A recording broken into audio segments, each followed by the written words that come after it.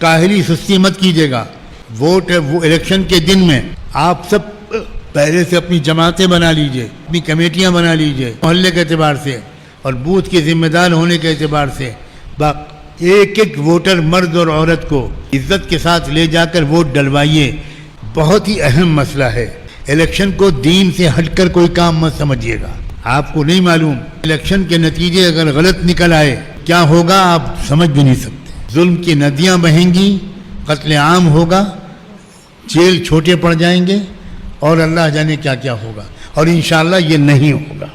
ये मुल्क मुजद्दिद फ़सानी का है, ये मुल्क शाह वलीउल्लाह का है, ये मुल्क किसी के बाप का नहीं है, ये मुल्क ख्वाजा मुईनुद्दीन चिश्ती का है, ये मुल्क हज़रत ख्वाजा निज़ामुद्दीन औलिया का है, ये मुल्क अब्दुल कादिर जिलानी के ग़ुलामों का है। इसलिए आप सब इस खबर को आम करें। इस बात का ज़रूर ख्याल रखें कि जब हमारे बड़े उलमाए किराम हमारी रहनुमाई कर रहे हैं तो हम उनका ज़रूर साथ दें, इसलिए कि हमारे उलमाए किराम की मेहनत ज़ाय नहीं जाना चाहिए। इसलिए मैं आपको मौलाना सज्जाद नोमानी साहब का एक एक पॉइंट बतलाऊंगा, आप उसको अपने जहन में रखिए और उस पर अमल करने की फ़िक्र करें।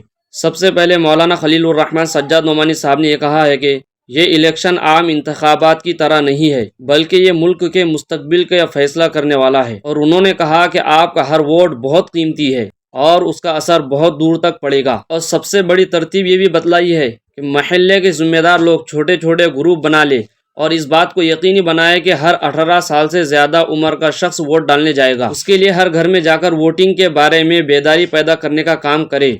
और मज़ीद ये कहा है कि आप लोग वोट की अहमियत को समझे, ये मुल्क के मुस्तकबिल का सवाल है। और जो बात मुसलमानों के दरमियान में आम होती है उसको मौलाना ने कहा है कि एक एक सीट पर कई उम्मीदवार होते हैं, उनमें से ऐसे भी हैं जिन्हें जीत या हार से कोई सरोकार नहीं होता है, बल्कि वो सिर्फ वोट काटना चाहते हैं। इसलिए अपना कीमती वोटों को तकसीम ना होने दे और इस बात की तरफ भी तवज्जो दिलाए कि मुसलमानों में भी ऐसे लोग मौजूद हैं जो चंद पैसे लेकर वोट काटने का काम करते हैं।